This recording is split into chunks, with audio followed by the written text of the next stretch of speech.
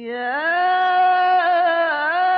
أيها الرسول بلغ ما أنزل إليك من ربك وإن لم تفعل فما بلغت رسالته. الحمد لله رب العالمين، والصلاة والسلام على سيد المرسلين محمد وآله الطيبين الطاهرين. أشهد أن لا إله إلا الله وأشهد أن محمدا عبده ورسوله.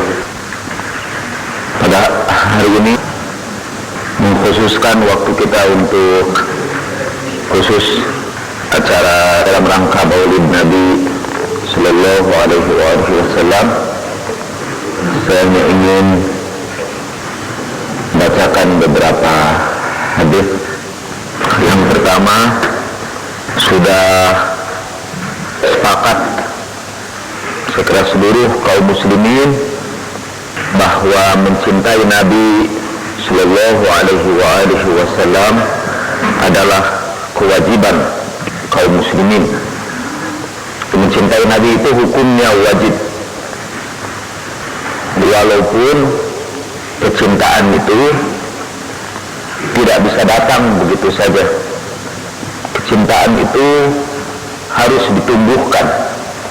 Kalau kata orang Inggris, tidak pernah ada orang fall in love, tidak pernah ada orang jatuh cinta, tapi yang ada itu orang learn to love, orang belajar untuk mencintai. Jadi cinta itu tidak bisa begitu saja datang kepada kita. Kalau ada orang cerita tentang jatuh cinta, sesuatu yang datangnya tiba-tiba, tidak lewat usaha, malah tidak bisa dihindarkan, atau kalau namanya jatuh mirip kecelakaan, itu sebetulnya bukan cinta. Mungkin itu nafsu mungkin. Jadi cinta selalu merupakan hasil pertumbuhan, hasil belajar. Begitu pula cinta kepada Rasulullah Sallallahu Alaihi Wasallam harus merupakan hasil belajar, hasil usaha yang sungguh-sungguh. Nah, kecintaan kepada Rasulullah Sallallahu Alaihi Wasallam ini sangat penting di dalam Islam, karena Rasulullah lah pertama yang menghubungkan kita dengan Allah Subhanahu wa Ta'ala. Karena Rasulullah lah kita mengenal Allah, karena Rasulullah kita mengetahui cara-cara menyembah Allah, dan dengan Rasulullah juga kita sampai kepada Allah Subhanahu wa Ta'ala. Ada sebuah selawat yang kita baca dalam acara Maulidan kita kemarin yang berbunyi, Ya Rabbi bil Mustafa balligh maqasidana waghfir lana ma mada ya wasi'al karami. Ya Rabbi, wahai Tuhanku, bil Mustafa, dengan wasilah Nabi al-Mustafa, balligh maqasidana, sampaikanlah kepada kami, kepada cita-cita kami. Waghfir lana ma mada, ampunilah dosa-dosa kami yang terdahulu. Ya wasi'al karami, wahai yang luas pemberiannya. Nah, di situ disebutkan bil Mustafa, melalui al-Mustafa, melalui Rasulullah Sallallahu Alaihi Wasallam, kita bermohon kepada Allah, Allah kabulkan permohonan kita bil Mustafa, dengan al-Mustafa. Dalam kitab Ad-Durrul Mansur ada sebuah hadis yang menarik. Hadis itu diriwayatkan oleh Jalaluddin As-Suyuti Asy-Syafi'i. Dahulu itu para ulama sering menyebut mazhabnya dalam namanya ketika menjelaskan ayat wa 'allama Adamal asma'a kullaha. Dan setelah Allah menciptakan Adam, kemudian Allah mengajarkan kepada Adam al-asma'a, nama-nama kullaha semuanya. Thumma aradahum 'alal malaikati. Kemudian Allah perlihatkan mereka kepada para malaikat. Faqala, lalu Allah berkata, ambiuni, beritakanlah kepadaku hei para malaikat, bi asma'i haula, nama-nama ini, in kuntum shadiqin, jika kamu itu benar. Qalu, malaikat berkata, subhanaka la ilma lana illa ma 'allamtana. Maha suci Engkau, tidak ada ilmu bagi kami kecuali yang Kau ajarkan kepada kami. Innaka antal alimul hakim, sesungguhnya Engkau maha mengetahui dan maha bijaksana. Qala, Allah berkata, ya Adamu, hai Adam, ambi'hum bi asma'ihim, beritakan kepada mereka nama-nama mereka itu. Falamma amba'ahum bi asma'ihim, maka ketika Adam memberitakan kepada para malaikat nama-nama mereka, qala, Allah berkata, alam aqul lakum, bukankah aku katakan kepadamu, inni a'lamu ghaibas samawati wal ard, aku tahu apa yang gaib di langit dan di bumi, wa a'lamu ma tubduna wa ma kuntum taktumun, dan aku tahu apa yang kamu tampakkan dan apapun yang kamu sembunyikan. Wa idh qulna, dan setelah itu Allah berkata, kami berkata, lil malaikah, kepada malaikat, usjudu li Adam, sujudlah kamu kepada Adam. Fasajadu ila iblis, kemudian sujudlah semua kecuali iblis. Aba wastakbar, dia ini membantah dan takabur. Wa kana minal kafirin, dia termasuk orang-orang kafir. Nah, Anda tadi mendengar ada kata al-asma, nama-nama, dan kemudian Allah menyebutkan summa aradahum, kemudian Allah perlihatkan mereka, al-asma itu, alal malaikah, kepada para malaikat, digunakan kata hum. Lalu Allah tanya, sebutkan hei para malaikat asma orang-orang ini. Tapi malaikat tidak bisa jawab, kan? Di situ disebutkan asma'ihim, nama-nama mereka. Jadi ini jelas bahwa yang dimaksud dengan al-asma, nama-nama itu adalah sekelompok manusia, orang-orang. Karena itu disebut summa aradahum. Kalau dalam bahasa Arab itu untuk al-aqil, untuk orang yang berakal. Biasanya kalau bentuk jamak taksir, kalau diganti menjadi kata ganti, itu harusnya menjadi ha. Jadi bukan summa aradahum, tapi summa aradoha. Kalau nama-nama itu adalah nama-nama benda-benda. Tapi kalau nama manusia itu jadi aradahum. Kalau benda-benda aradoha. Itu dalam ilmu nahwu, ya. Itu yang ghair aqil, katanya, yang tidak berakal, inanimate things, benda-benda yang tidak bernyawa, itu digunakan kata arada. Tapi kalau bernyawa itu aradahum, mereka.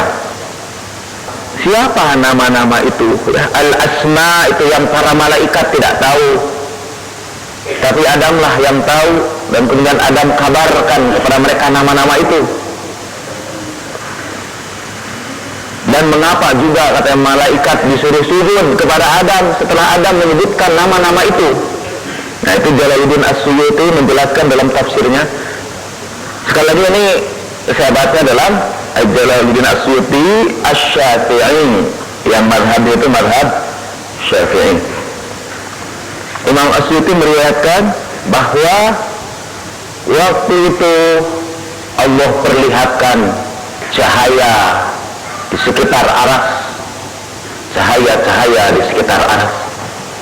Allah berkata, coba sebutkan nama-nama itu pada para malaikat, dan malaikat tidak bisa jawab. Kemudian Nabi Adam menyebutkan nama-nama itu. Kenapa Nabi Adam sanggup menyebutkan nama itu? Karena Nabi Adam sudah diberitahu wa allama Adamal asma'a kullaha. Allah ajarkan kepada Adam nama-nama itu semuanya. Allah sudah ajarkan. Kepada para malaikat Allah belum ajarkan itu. Karena itu malaikat berkata, subhanaka la ilma lana illa ma 'allamtana. Siapa nama-nama itu? Nabi Adam alaihissalam menyebutkan. Yang pertama Muhammad al-Mustafa sallallahu alaihi wasallam. Yang kedua Ali al-Murtada. Yang ketiga Fatimah al-Zahra. Keempat Al-Hasan. Dan kelima Al-Husain. Itu al-asma. Kemudian Adam beritahukan nama-nama itu. Dan para malaikat tahu bahwa nama-nama itu adalah nama-nama besar. Karena Allah simpan nama-nama besar itu di samping arasnya yang agung. Dan diperlihatkan kepada Adam alaihissalam. Kemudian Allah katakan bahwa mereka ini semua makhluk yang paling mulia dan paling dikasihi Allah ini akan dititipkan kepada Adam. Lewat Adamlah nama-nama itu akan lahir, akan bermaujud di dunia ini lewat Adam alaihissalam. Karena itu kemudian Adam mendapat kehormatan supaya para malaikat sujud kepadanya. Usjudu li Adam. Sujudlah kamu kepada Adam. Karena Adam akan membawa benih manusia yang paling mulia, yang paling dikasihi Allah Subhanahu wa taala. Itu di dalam tafsir Ad-Durrul Mansur. Hampir-hampir saya tidak percaya baca itu. Ini tafsir mazhab apa ini ya? Tapi jelas itu tafsir Jalaluddin As-Suyuti Asy-Syafi'i, itu mazhab Syafi'i. Nah, jadi Rasulullah Shallallahu Alaihi Wasallam itu adalah nama, Muhammad itu adalah nama yang agung, nama yang dikasihi oleh Allah Subhanahu Wa Taala. Dan yang 4 itu sisanya itu nama-nama keluarga Rasulullah Shallallahu Alaihi Wasallam dan yang dikasihi oleh Rasulullah. Jadi karena itu kita harus mencintai Rasulullah, karena lewat Rasulullah kita mencintai Allah. Qul in kuntum tuhibbunallah fattabi'uni. Katakanlah jika kamu mencintai Allah, ikutilah aku. Katakan oleh kamu Muhammad, jika kalian mencintai Allah, ikutilah aku. Jadi kita ini hanya bisa mencintai Allah dengan mengikuti Rasulullah Sallallahu Alaihi Wasallam.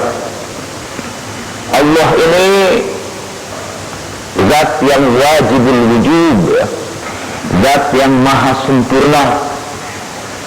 Jadi sulit kita mencintai Allah secara langsung karena Dia Khaliq dan kita ini makhluk. Kita dipisahkan oleh sifat mukhalafatu lil hawadith.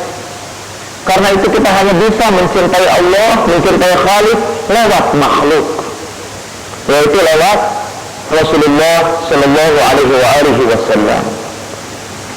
Nah, masih dalam tafsir tentang ayat-ayat mengenai Nabi Adam alaihissalam itu kan Nabi Adam dikeluarkan dari taman atau surga ya, dari jannah.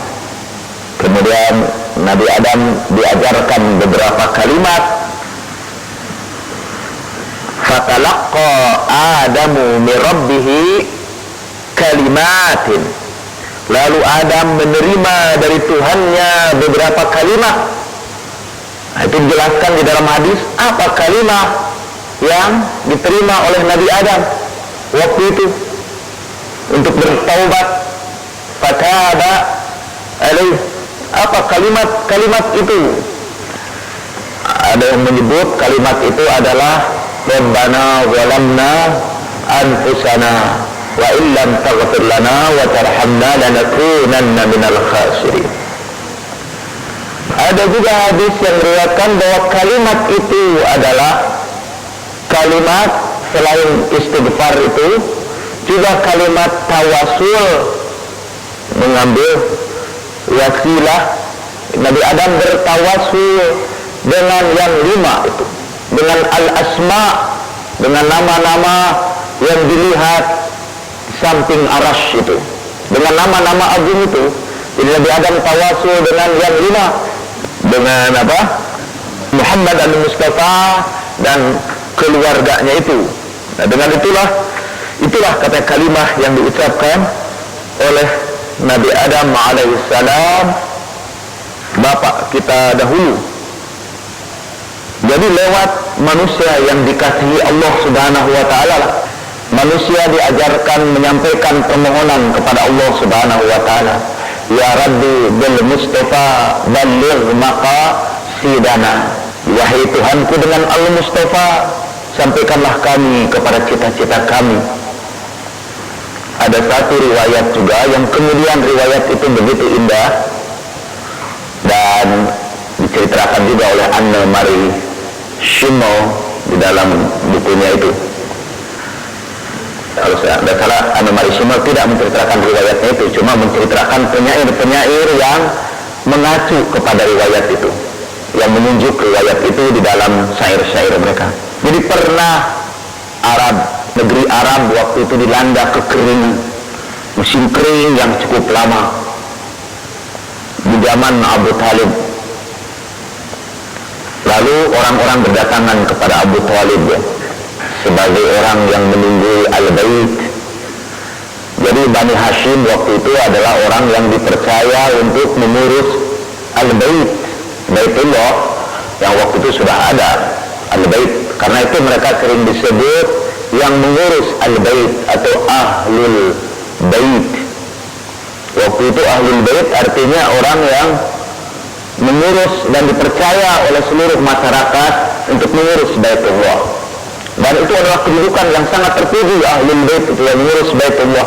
Sekarang tidak disebut Ahlul Bait yang mengurus Baitullah itu, sekarang disebut Khadimul Haramain, khadam 2 tanah suci, yakni Baginda Raja Fahad. Nah, Baginda Raja Fahad itu sekarang Ahlul Bait, tanpa bermaksud membicarakan apakah itu sah atau tidak. Kemudian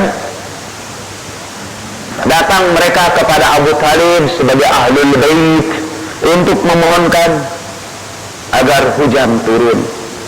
Waktu itu Abu Talib memelihara anak yatim yang ditinggalkan oleh kakeknya Abdul Muttalib.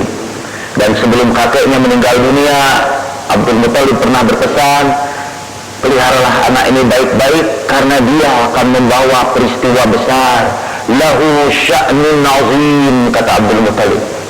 Ini anak ini akan membawa perkara yang besar ke tengah-tengah umat manusia. Itu ada riwayat, kita tidak tahu dari mana Abdul Muttalib tahu.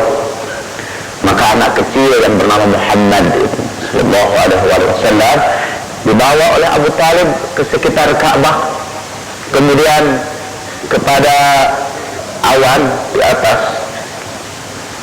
Abu Talib menyebut nama anak itu, ya Allah, demi kebesaran nama anak ini, turunkanlah hujan dari sela-sela awan itu. Itu juga turunlah hujan lebat. Itu peristiwa ini dimuat dalam semua kitab tarikh yang klasik, kecuali kitab tarikh yang mutaakhir. Jadi Anda tidak akan menemukan riwayat itu dalam buku Haikal misalnya. Tapi dalam An-Numari Shima ada disebutkan merujuk ke situ. Karena itu dalam solawat-solawat, kata An-Numari Shima, sering diceritakan, atau dalam syair-syair sering diceritakan tentang Rasulullah sebagai wasilah untuk menurunkan hujan itu. Antara lain ada solawat yang berbunyi, wa yustasqal ghamam biwajhihil karim, dan awan-awan itu diminta untuk menurunkan airnya biwajhihil karim, karena wajahnya yang mulia. Nah, maksudnya ini wajah Rasulullah sallallahu alaihi wasallam. Beberapa hari yang lalu saya diundang memberikan ceramah di hadapan tentara ketika saya cerita tentang sholawat, ada seorang ibu, istri seorang perwira. Saya ini dulu kan sering melazimkan sholawat. Di antara sholawat itu ada yang la yustasqal ghamam biwajhihil karim, sholawat munfaridah. Nah, sekarang ini katanya saya punya ustaz yang ngajar ngaji. Waktu saya tanya tentang bacaan sholawat ini, kata ustaz itu musyrik, harus ditinggalkan. Mengapa? Kata si ibu, karena di situ ada wa yustasqal ghamam biwajhihil karim, dan awan dimintakan supaya menurunkan hujan dengan wajahnya yang mulia.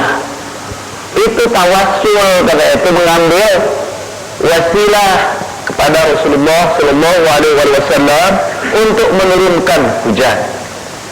Padahal ada riwayat dari Abu Thalib itu, dan bahkan kemudian para sahabat setelah Rasulullah Sallallahu Alaihi Wasallam meninggal dunia, mereka masih sering istisqa dengan diri Rasulullah.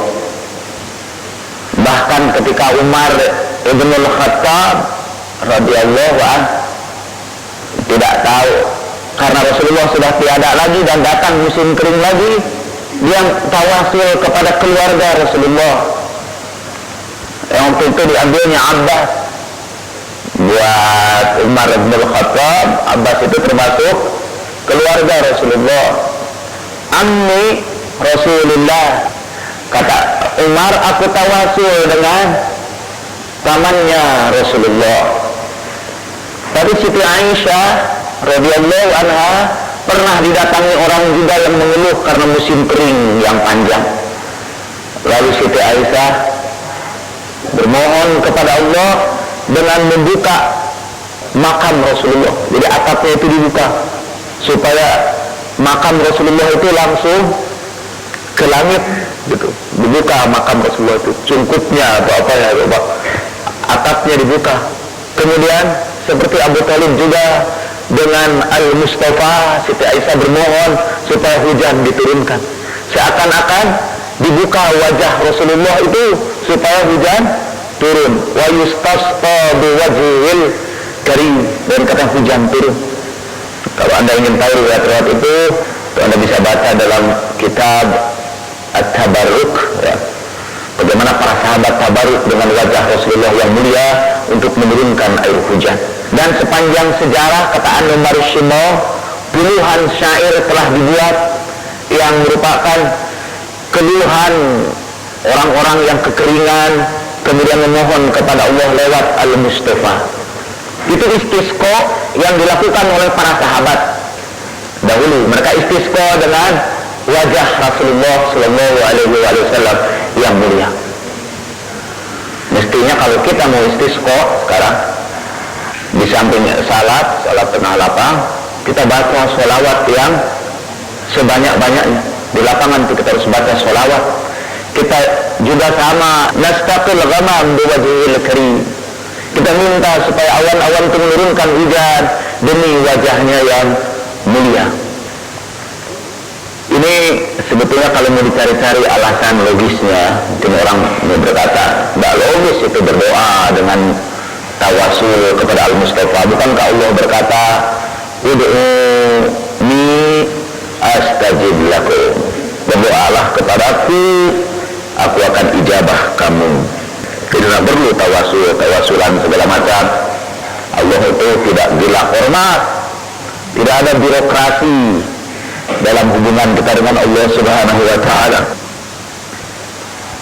Yang pertama, ya, kita punya beberapa dalil, ya, dalil aqli dan dalil naqli. Dalil naqlinya ialah hadis-hadis yang sudah saya sebutkan tadi. Bagaimana Nabi Adam alaihissalam tawasul kepada Allah Subhanahu wa Ta'ala dengan nama-nama itu, al-asma. Itu ada hadisnya, kecuali kalau kemudian hadis itu pun kita dhaifkan. Nah, ada hadis yang lain, itu para sahabat juga tawasul kepada Rasulullah kalau mereka memohon hujan. Kita bisa mengatakan sahabat kan bukan Rasul, tidak perlu kita ikuti. Kalau begitu masih ada hadis yang lain lagi. Nabi Sallallahu Alaihi Wasallam bersabda, siapa yang baca selawat kepadaku 1 kali, aku akan mendoakan dia 10 kali. Itu doa Rasulullah, itu doa yang utama, doa yang mustajab. Karena itu kita baca selawat kepadanya supaya Rasulullah membacakan doa kepada kita. Kalau itu pun didoakan lagi, kita sudah masih punya, tapi nanti pengajian ini habis hanya dengan menyebutkan hadis-hadis itu. Ini saya ingat ada satu percakapan antara salah seorang tokoh Ahlul Bait, Sayyid Asad Haidar, yang menulis kitab Al-Imam Al-Ja'far wal-Madahib Al-Arba'ah, Imam Ja'far As-Sadiq, dan 4 mazhab yang lain. Asad Haidar bercerita. Nah, Asad Haidar ini orang yang senang berdebat. Ya, kalau jumpa orang diajaknya diskusi.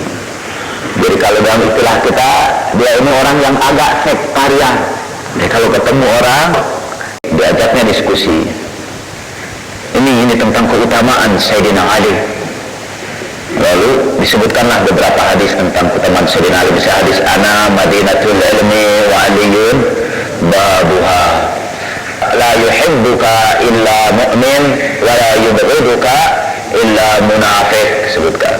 Lalu ulama ahlu sunnah yang besar ini mendengarkan dengan baik. Terus akhirnya berhentilah Haidar menyebutkan hadis itu. Sudah, kata ahlu sunnah itu, khalas, sudah, kata. Sekarang ambil tasbih kamu itu, ambil tasbih. Saya akan bacakan hadis-hadis tentang keutamaan Sayyidina Ali di kalangan ahlu sunnah. Disebutlah semua hadis-hadis keutamaan Sayyidina Ali. Jadi kalau selesai satu hadis, dia geserkan tasbihnya, 1, 2, terus sampai tasbih itu habis. Sebutkan hadis itu oleh ulama ahli sunnah itu. Asad Haidar takjub, Masya Allah, kalau semua orang dari berbagai mazhab itu membaca kitab-kitab mereka dengan teliti, tidak akan terjadi perpecahan di antara kita selama ini, kata Asad Haidar. Jadi rupanya masalahnya hanya karena kurang baca kitab saja. Jadi ini kalau saya rada sombong, mungkin sama orang itu, ambil tasbih Anda. Saya akan sebutkan hadis-hadis tentang tawasul, dan tasbih itu sudah habis, hadisnya masih ada. Sayangnya saya tidak bisa mengatakan ambil tasbih Anda, karena Anda pun tidak menggunakan tasbih. Nah, jadi repot. Lalu ini dalil aklinya, namanya dalil akli ya, itu dicari-cari dalil akal. Tapi kira-kira pendeknya dari akal itu ialah, kalau kita menyampaikan permohonan kepada seseorang dan kita ingin permohonan kita diterima dia, lamaran kita diterima dia, permintaan kita diterima dia, atau kalau kita ingin permohonan kita diterima, maka mesti kita ini berhasil merebut kecintaannya kepada kita. Karena kalau dia mencintai kita, pasti dia mau memenuhi permohonan kita. Dan kalau kita ingin merebut kecintaan dia, to win his love, merebut cintanya, maka kita sebelum menyampaikan permohonan itu, kita sebut orang-orang yang dicintai dia, supaya dia pun mencintai kita. Kita ini senang kan kalau orang-orang yang kita cintai juga dicintai oleh orang itu. Jadi kalau saudara misalnya mencintai orang yang saya cintai, saya juga jadi cinta kepada saudara. Itu ada teori dalam psikologi ya, namanya teori cognitive dissonance dari Leon Festinger yang bisa menjelaskan ini. Tapi kita tidak akan ceritakan teori psikologi ini. Nanti dalilnya sudah ada dalil yang ketiga, yaitu dalil ilmi. Setelah dalil nakli, dalil akli, lalu ada dalil ilmi. Nah, kita tidak akan bicarakan dalil ilmi itu. Tapi penting itu menyebutkan orang-orang yang dicintainya, supaya dia mencintai kita. Kalau saudara ini pedagangnya, bisnismen, dan saudara tahu bahwa di Indonesia koneksi juga merupakan modal besar dalam bisnis. Kadang-kadang lebih besar dari modal yang berupa uang. Ya, financial itu penting. Karena lewat kenalan itulah saudara memperoleh fasilitas. Ya, fasilitas itu dari bahasa Prancis, fasil artinya mudah. Jadi saudara memperoleh kemudahan. Nah, itu ada ilmunya bagaimana menaklukkan koneksi-koneksi saudara. Saudara harus menghubungi mereka lewat orang-orang yang mereka cintai. Lewat orang yang mereka cintai. Jangan langsung kalau saudara mau menghubungi ini, wah isi bapak itu yang menentukan ini. Dia pengambil keputusan. Ini saya sedang mengajarkan kiat-kiat bisnis di Indonesia ya. Jadi saudara tidak bisa langsung ke sana bikin janji, telepon Pak, saya mau menghadap Bapak, Pak ya. Saudara cari dulu siapa orang-orang yang dia senangi, orang-orang yang dia cintai. Saudara dekati dulu dia. Umumnya itu orang-orang bisnis ini mendekati istrinya. Umumnya. Seringkali itu tepat, seringkali tidak tepat. Karena tidak jarang istrinya itu bukan orang yang dicintai oleh pejabat itu. Itu hanya orang yang dinikahi. Tapi ada itu mendekati orang lewat orang-orang yang dicintainya. Nah, siapa orang yang paling dicintai Allah Subhanahu wa taala itu Rasulullah sallallahu alaihi wasallam. Karena itu ketika kita menyampaikan permohonan kepada Dia, kepada Allah, sebutlah nama orang yang paling dicintainya, yaitu Rasulullah sallallahu alaihi wasallam. Jadi Anda bisa berdoa, Allahumma inni as'aluka binabiyyika Muhammadin nabiyyi rahmah. Ya Allah, aku bermohon kepadamu dengan wasilah nabimu, nabi yang kau sebutkan mendatangkan rahmat kepada seluruh alam. Wa ma arsalnaka illa rahmatan lil alamin. Atau Allahumma innaka qulta wa qauluka al-haq. Ya Allah, engkau berkata dan perkataan kamu benar. Wa ma arsalnaka illa rahmatan lil alamin. Fa inni as'aluka binabiyika nabi rahmah antunzilani rahmatan min indik, dan seterusnya. Turunkanlah rahmat dari hadiratmu lewat Rasulullah sallallahu alaihi wasallam. Karena Allah berkata, dengan Muhammadlah Allah sebarkan rahmat di seluruh alam ini. Dan bahkan Allah ini tidak punya maksud apa-apa dari mendatangkan Rasulullah itu kecuali untuk mendatangkan rahmat.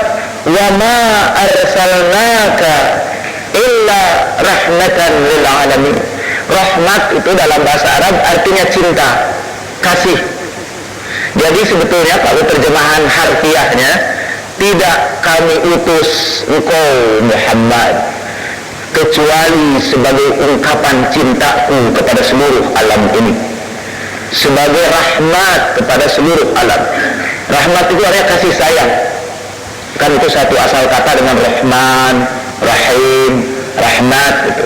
Jadi Rasulullah itu adalah seperti kata penyair yang dikutip oleh Anda Marissimo, Rasulullah adalah cinta yang terjelma. Dia adalah kasih Allah yang berwujud sebagai manusia. Dia adalah kasih yang terjelma. He is the incarnated love. Mau jadi mirip-mirip Kristen ya. Tapi memang itu ayat Al-Quran, wa ma arsalnaka illa rahmatan lil alamin. Kalau kita ingin memperoleh kasih sayang Allah, sebutlah nama Rasul yang mulia ini sebelumnya. Itu ada hadis yang mengatakan seluruh doa terhijab, mahjub, kecuali kalau dibacakan salawat kepadaku, kata Rasulullah sallallahu alaihi wasallam. Jadi kita tidak bisa mencintai Allah kecuali lewat Rasulullah, lewat mencintai Rasulullah. Dan kita tidak bisa mencintai Rasulullah sallallahu alaihi wasallam kecuali lewat kecintaan kepada keluarganya. Rasulullah sallallahu alaihi wasallam dalam surat Asy-Syura Allah berfirman, "Qul, katakan oleh kamu Muhammad, la as'alukum alaihi ajra, aku tidak minta upah dari kamu semua ini, ilal mawaddah fil qurba, kecuali kecintaan kepada keluargaku. Terus Rasulullah bersabda, aku tidak minta upah dari kamu itu. Itu diperintah oleh Allah. Muhammad katakan kepada orang-orang Islam itu, kepada seluruh manusia, aku tidak minta upah mengajarkan agama itu, kecuali kecintaan kepada keluargaku. Seorang sahabat bertanya kepada Rasulullah, ya Rasulullah, siapa gerangan orang-orang yang wajabat alaina mawaddatuhum, yang wajib kepada kami mencintai mereka? Siapa itu? Ya Rasulullah sallallahu alaihi wasallam bersabda, Fatimah, suaminya dan kedua putranya. Itu yang kata Rasulullah wajib kita mencintainya. Ada sebuah hadis yang diriwayatkan oleh Tabrani bahwa nanti di hari akhirat di antara tidak akan bergeser telapak kaki Adam kecuali ditanya dari yang empat, dan yang keempatnya adalah kecintaan kepadaku dan kepada ahli baitku, cintaan kepadaku dan kepada keluargaku. Hadis sahih riwayat Tabrani. Karena itu kita, sekali lagi saya urut-urutkan lagi, kita tidak bisa mencintai Allah kecuali dengan kecintaan kepada Rasulullah sallallahu alaihi wasallam, dan kita tidak bisa mencintai Rasulullah kecuali dengan kecintaan kepada ahlul baitnya, kepada keluarganya. Karena itu untuk yang terakhir, karena itulah kita ingin membiasakan di sini sekarang, kalau kita membaca sholawat kepada Rasulullah, kita sebut juga keluarganya. Kita tidak mengucapkan sallallahu alaihi wasallam saja, itu hanya kepada Rasulullah saja, tapi kita sebutkan juga sholawat kepada keluarganya, sallallahu alaihi wa alihi wasallam, atau Allahumma salli ala Muhammad wa ali Muhammad. Jadi kita sebutkan sholawat bukan saja kepada Rasulullah sallallahu alaihi wa alihi wasallam, tetapi juga kepada keluarganya. Saya pernah mengatakan dalam satu pengajian, ini usaha orang untuk menjauhkan kita dari cinta kepada Allah itu bertahap-tahap. Tahap yang pertama ialah memasukkan riwayat-riwayat yang merendahkan kehormatan Rasulullah sallallahu alaihi wasallam, sehingga kita temukan dalam hadis-hadis riwayat yang meletakkan Rasulullah itu dalam peringkat, kalau tidak paling bawah, peringkat kedua lah. Yang pertama adalah sahabat, yang kedua Rasulullah. Misalnya pernah Allah menegur Rasulullah dan membenarkan Sayyidina Umar, kan? Sehingga Rasulullah menangis dan berkata, seandainya kemarin turun azab, semua kena azab kecuali Umar bin Khattab. Itu yang namanya politik belah bambu. Jadi kalau orang belah bambu, yang satu diangkat, yang lain diinjak. Itu yang pertama. Dan cara yang kedua ialah karena kita hanya mencintai Rasulullah lewat ahlul baitnya, maka ahlul baitnya disingkirkan perlahan-lahan. Mula-mula disingkirkan sebagai panutan umat, sebagai imam umat, itu disingkirkan dari kaum muslimin. Dan disingkirkannya dulu itu sudah sepanjang sejarah, lewat cara-cara kekerasan lah. Disingkirkan ahlul bait itu perlahan-lahan, peranannya dihapuskan dari kalangan kaum muslimin. Mula-mula hak mereka untuk mendapat khumus dihapus. Sesudah itu bukan saja hak mereka untuk mendapat khumus, juga hak-hak yang lain, termasuk hak hidup mereka, itu mereka hapus. Sayyidina Ali karramallahu wajhah dibunuh ketika beliau ruku waktu melakukan salat subuh, serang orang, dan yang menyerang itu kaum muslimin juga, yang katanya ini orang Islam ini yang sangat rajin tahajud. Kalau malam hari mereka tahajud sampai tampak bekas sujudnya pada dahi-dahi mereka. Orang itulah yang membunuh salah seorang tokoh ahlul bait, Al-Murtada, yang namanya dilukiskan di samping aras yang agung. Al-Hasan itu juga diracun. Siapa yang meracunnya? Yang memerintahkannya orang Islam juga, malah Dia ini bukan hanya orang Islam, dia dapat gelar Amirul Mukminin, pemimpinnya orang yang beriman. Dia perintahkan istrinya, istri Al-Hasan, untuk meracun suaminya. Al-Husain bukan saja diracun ya, dia dibantai, tubuhnya dikencang oleh kaum muslimin lagi. Salah seorang di antara pembunuhnya adalah putra Sa'ad bin Abi Waqqas, putra salah seorang sahabat yang pertama di dalam Islam, dibantai di situ. Lalu sesudah itu yang dibantai bukan saja Ahlul Bait, tetapi juga semua orang yang mencintai Ahlul Bait itu juga dibantai. Ada orang yang namanya Sa'id bin Zubair. Dia orang biasa saja, bukan Ahlul Bait, tapi dia mencintai Ahlul Bait. Walaupun dia sembunyikan kecintaannya karena khawatir diambil hak hidupnya.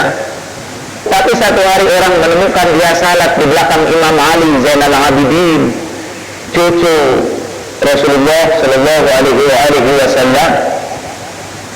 Akhirnya dia harus ditangkap dan dibunuh. Sebelumnya sempat dicaci maki dulu, kamu bukan Sa'id bin Zubair, kamu Syaqi bin Qusair. Sa'id bin Zubair itu artinya orang mulia, anak orang yang perkasa, itu namanya. Kata yang memenggalnya, bukan nama kamu si celaka, anak si rendah, Syaqi bin Qusair. Jadi kita kena ceritakan tentang Sa'id bin Zubair ya. Nah, Sa'id bin Zubair itu orang-orang mencintai Ahlul Bait, semua dibunuh waktu itu. Jadi perlahan-lahan disingkirkanlah Ahlul Bait. Kecintaan kepada Ahlul Bait itu, karena seperti saya katakan, cinta itu kan tidak jatuh tetapi tumbuh. Jadi juga cinta itu bisa dihilangkan lewat rekayasa. Saya bisa merekayasa Anda untuk mencintai Rasulullah. Ini saya sekarang sedang merekayasa Anda. Harus hati-hati. Cuma saya jujur, saya beritahukan kepada Anda. Yang lain tidak, mereka merekayasa Anda supaya tidak mencintai Rasulullah, cuma tidak terang-terangan, dengan cara yang halus, yaitu tadi dengan membuat riwayat-riwayat yang mendiskreditkan Rasulullah, sehingga akhirnya Rasulullah itu turun derajatnya dari manusia mulia menjadi manusia biasa saja. Katanya Pak Mansur sampai tersinggung dengan buku sejarah Haikal itu, karena di situ Haikal berusaha menggambarkan Rasulullah itu manusia biasa saja. Tersinggung Pak Mansur, hebat itu orang yang sudah mencintai Rasulullah, yang kalau kata Rasulullah, dia dipenuhi dengan kecintaan kepada Rasulullah sampai ke tulang sumsumnya. Dan yang kedua tadi, menyingkirkan kecintaan kepada Ahlul Bait dengan membunuh Ahlul Bait atau membungkam, mengambil hak orang-orang yang mencintai Ahlul Bait, itu juga disingkirkan. Kalau itu rada susah ya, ada langkah yang ketiga juga. Singkirkan Ahlul Bait, keluarga Nabi, dari sholawat. Jadi sholawatnya sekarang tinggal Sallallahu Alaihi Wasallam, dan kita sudah kena korban rekayasa itu. Ketika mendengar nama Muhammad Sallallahu Alaihi Wasallam, SAW Sallallahu Alaihi Wasallam, tidak kita sebut sholawat kepada keluarga, kecuali di sini saja, mungkin di Al-Munawwarah ya. Anda mendengar saya membaca Sallallahu Alaihi wa alihi Wasallam, SAW di sini, tidak SAW Sallallahu Alaihi Wasallam, kita sebut keluarganya di sini, karena ya sekali lagi sedang merekayasa Anda untuk mencintai Rasulullah Sallallahu Alaihi Wasallam. Jadi ini keluarganya disingkirkan dari sholawat. Kelak bukan hanya keluarganya, bukan kelak ini maksudnya dalam perjalanan sejarah, bukan kelak dari sekarang ya. Dari sekarang sudah. Kemudian ini bukan saja keluarganya disingkirkan dalam sholawat, sholawatnya yang disingkirkan. Sholawat itu disebut bid'ah. Belakangan malah lebih dahsyat lagi, sholawat itu disebut musyrik. Masya Allah, itu sudah dimusyrikkan sholawat. Bukan saja bid'ah, sholawat itu musyrik di sholawat. Lama-kelamaan nanti nama Muhammad itu dihilangkan, tapi itu insya Allah tidak akan berhasil, karena sebutan Muhammad itu sudah ditetapkan oleh Allah, wa rafa'na laka dzikrak, aku angkat namamu, sebutan kamu aku angkat, sehingga tidak akan ada seorang pun yang sanggup menghilangkan nama Rasulullah Sallallahu Alaihi Wasallam dari kehidupan kaum muslimin. Tidak akan pernah ada orang. Karena itu seperti kata Al-Marishino, lucu kan yang orang Islam ini, kata Marishino, kalau ada orang misalnya menggerutu kepada Allah, tidak percaya kepada Allah, orang Islam tidak tersinggung. Tapi kalau ada orang yang menghina Rasulullah, memaki-maki Rasulullah, orang Islam marah. Karena itu dia memberikan nasihatlah kepada orang-orang Barat, berhati-hati kalau berbicara tentang diri Nabi di hadapan orang-orang Islam. Ayo betul-betul berhati-hati. Karena kalau tentang Allah nggak apa-apa tidak berhati-hati juga kadang. Orang Islam ini toleran. Tapi kalau tentang Nabi Muhammad itu jangan sekali-kali. Mengapa? Karena Allah adalah Al-Khaliq tadi, dan kecintaan kepada Allah hanya bisa lewat Muhammad. Karena itu Allah janji tadi, wa rafa'na laka dzikrak, aku sudah angkat namamu Muhammad. Katanya Muawiyah dalam satu riwayat pernah jengkel mendengar azan. Jadi yang jengkel dengar azan itu itu melanjutkan sunnah Muawiyah ya. Dia jengkelnya itu karena asyhadu anna Muhammadar Rasulullah, disebut nama Muhammad itu, sampai mengatakan, hei Abul Qasim, engkau tidak puas, engkau tidak merasa cukup sehingga engkau perintahkan orang supaya namamu didampingkan dengan nama Allah. Maksudnya karena sesudah asyhadu an la ilaha illallah, lalu asyhadu anna Muhammadar Rasulullah. Saya ingin simpulkan, pertama, kita hanya bisa mencintai Allah lewat Rasulullah Sallallahu Alaihi Wasallam, dan kita hanya bisa mencintai Rasulullah lewat ahlul baitnya, lewat keluarganya yang suci, lewat alihil adhar, keluarganya yang suci. Sebetulnya masih bisa kita lanjutkan, dan kita tidak bisa mencintai keluarganya kecuali dengan mencintai orang-orang yang mencintai mereka. Tapi itu untuk bagian lain dalam pengajian kita. Silakan kalau ada pertanyaan. Li khamsatun uqti biha halal wada il hatimah al-Mustafa wal Murtada wa ibnahuma wa Fatimah. Pak, syair di atas apa ada hubungannya dengan pendapat Imam As-Suyuti tadi? Ada, jelas. Ini ada hubungan yang erat di antara syair ini dengan hadis tadi. Apa artinya syair di atas? Aku mempunyai yang 5, yang dengan itu aku padamkan panasnya bencana yang menimpa, yaitu Al-Mustafa, Al-Murtada, kedua putranya, dan Fatimah. Dahulu orang membacakan syair ini untuk menurunkan panas anak-anak yang terserang demam. Mereka baca ini, jadi ibu-ibunya baca li khamsatun uqtiha harul wada il hatimah Al-Mustafa wal Murtada wa ibnahuma wa Fatimah. Tapi sekarang sudah banyak obat-obat penurun demam yang lebih mujarab dari li khamsatun itu. Saya masih tetap ini.